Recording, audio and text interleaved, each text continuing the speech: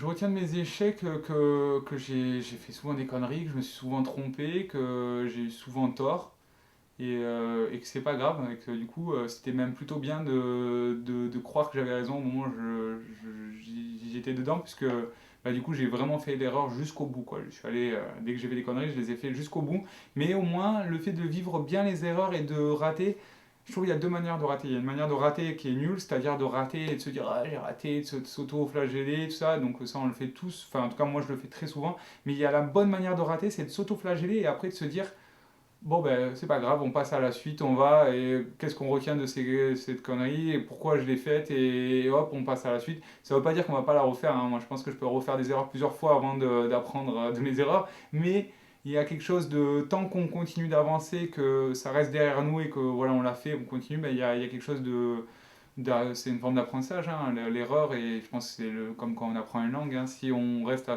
prendre des leçons, moi j'avance pas. Si par contre je suis dans la rue et que je parle avec quelqu'un et que je fais 50 erreurs de grammaire et qu'on me recorrige 50 fois, ben, j'apprends réellement, puisqu'on m'a dit là tu t'es trompé, mais tu peux ne pas te tromper, donc l'erreur c'est bien.